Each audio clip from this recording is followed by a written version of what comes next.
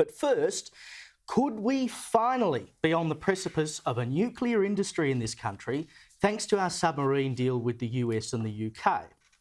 This is the first time in a long time that Australia has acted positively towards anything to do with nuclear power, and that needs to be applauded. But we shouldn't just stop at nuclear submarines. We need to talk about nuclear waste dumps and nuclear power.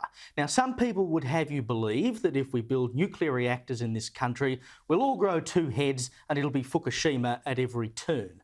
The scaremongering, idiotic leader of the Greens, Adam Bandt, for example, said during the week that nuclear submarines would be, quote, floating Chernobyls. Please. Last I checked, submarines don't float up Burke or Pitt Streets. And this stuff has become so ridiculous, and nuclear energy has been turned into such a pariah that we're not even supposed to investigate it, let alone voice any desire for it. But here's the real story. Nuclear energy was only banned in Australia 23 years ago, in 1998, as part of a deal to centralise radiation laws federally. Victoria had already banned nuclear power stations, so it was used as something of a bargaining chip. And the main thing holding back nuclear power in this country today is a strong green movement that is opposed to uranium in all its forms. And that's despite the fact that it is a zero-emission form of power, which you would think would be something they'd love.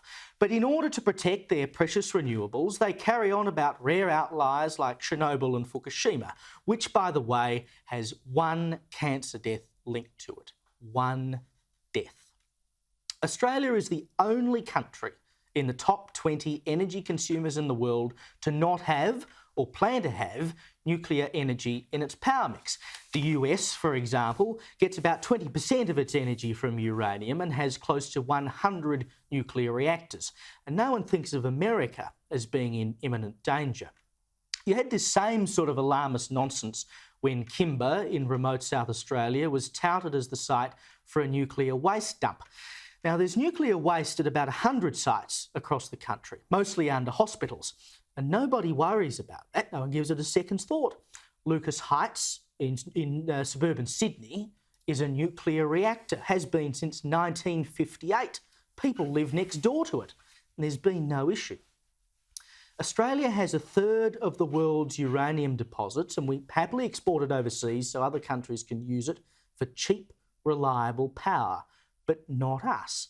It's time for the eco-warriors to get out of the way so we can lift the nuclear energy ban and have a proper investigation into whether it is appropriate in this country.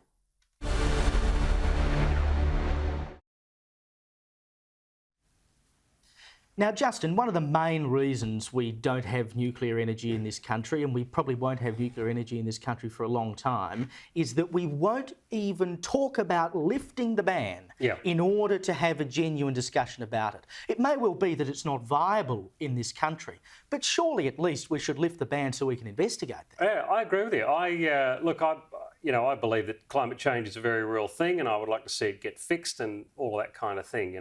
That's where I firmly sit on it. But I agree with you. I don't think we've investigated nuclear power anywhere near enough.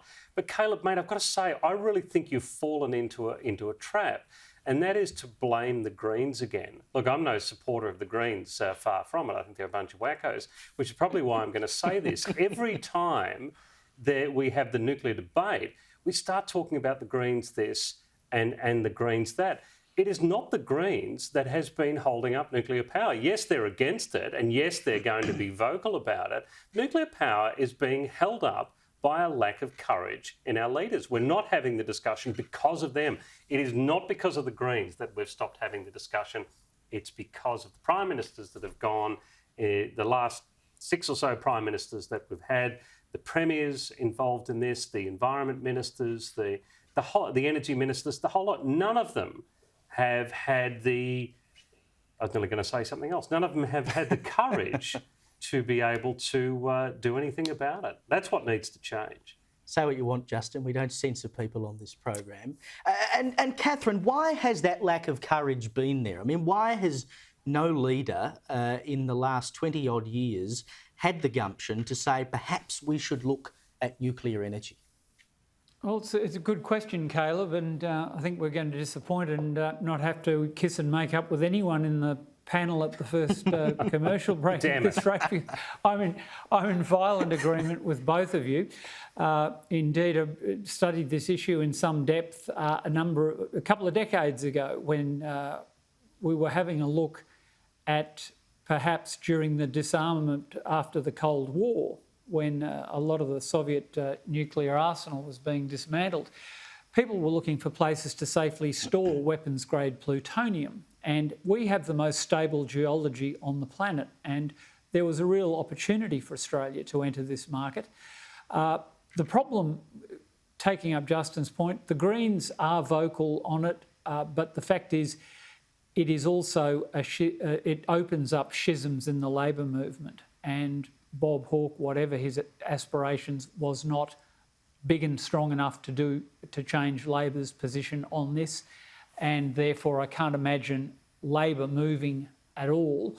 I would have thought the current issue is screaming for Scott Morrison to take it to its logical step, which Tony Abbott alluded to in a very fine column he wrote on Friday, that this should almost inevitably lead to more widespread use of nuclear power, that it does, the idea that it can be quarantined purely to servicing these submarines is facile, and therefore I think it does behove the coalition to take the first step on it. I think the politics of it, frankly, are very strong from their viewpoint, and there's some pretty good data out there just in the last couple of days about attitudes on this issue.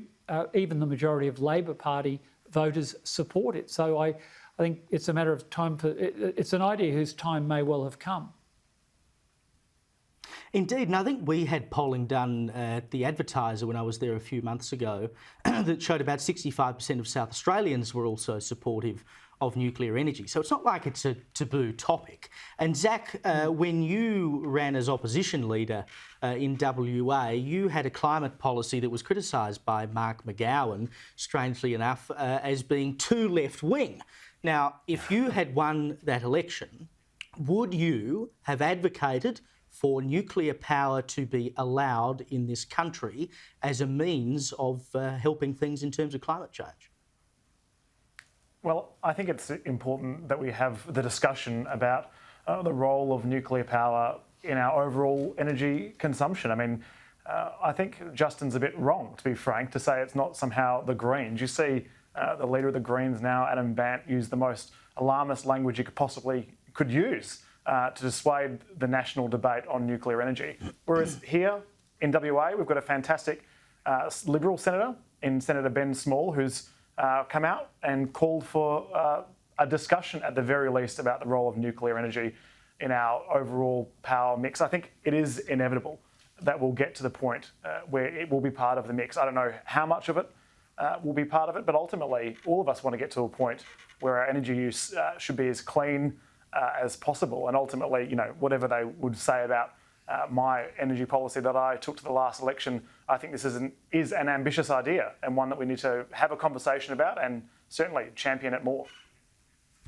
Yeah, Zach, there'll be no kissing for you during the commercial break. I can assure you that's not the point that I was making with the Greens. The point, I know that they're dead against it. I know that they're going to be incredibly vocal, and yes, they might even stir up some support. But if we believe that it is the Greens and the Greens alone and the wacko sort of element of climate change, and yeah, there is a wacko element of climate change on one side and there's wacko elements on the other side. But if we think it's the wacko element on the climate change side that is holding this up, we're absolutely having ourselves on, and that has been a total cop-out from people and used as a cop-out to stop them from actually looking at it properly. They just say, oh, no, we can't do it because those, the pixies at the bottom of the mushroom patch are going to come in here and stop us from doing it. It's just not true. Have some balls, for God's sake. Well, you've seen a good Liberal senator here in WA have that discussion. The reality is our language is a lot more calm, a lot more considered compared to that of the Greens. And that's ultimately the biggest concern. Problem. That's the problem. Yeah, Stop being calm and considered. It's a problem for our society when we have this situation where they use this alarmist language and we've got to put them in their box on this. This is not the way that we'll meet our renewable targets and could open up a fantastic industry for the long-term energy needs of Australia's future, and really puts in the forefront one of the decisions why we moved in this space for defence. I think it's a great idea, and I think something that needs to be explored more.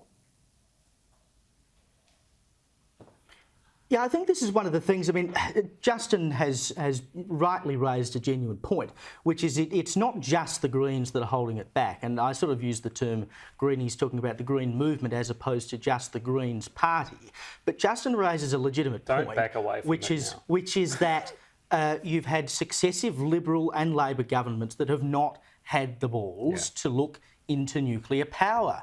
And why is that? I mean, is it because they are too afraid of taking on the Green movement? Is it because they're worried that you might have this 1 in a million disaster that occurs? I mean, things like Fukushima, for instance, happened because, I mean, there was a massive earthquake and tsunami, but the people running Fukushima admitted that they weren't running it properly. It's not as though this is what happens every time you have a nuclear reactor. There are far better ways. Yeah. I mean, look, if it's properly regulated, I can't see how it's a bad option. But Catherine, they just don't seem to have that level of gumption. It has never been rational in this country, Caleb, and I sadly, I'm the oldest person on the panel, and I can remember the politics of this at the 1984 election when Peter Garrett, long before he joined the Labor Party, ran as a nuclear disarmament party candidate, and they polled respectably without getting a quota. For some reason, I think because of the fact that we are an island, and you know anyone who's travelled in Europe, you pass reactors all over the place all the time. They just don't blink about this. But it has had a semi-religious cult-like status in Australia.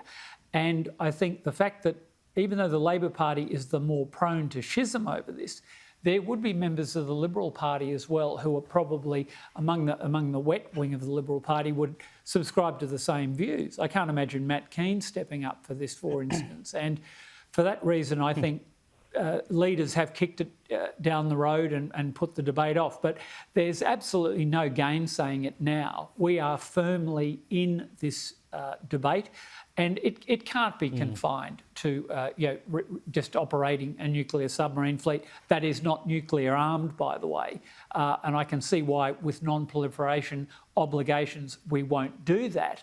But it's certainly, in my view, I think the genie's out of the bottle now, and there'll be a more mature debate about it. And the electorate has shown they're ready for it. Absolutely. Well, I hope you're right, Catherine.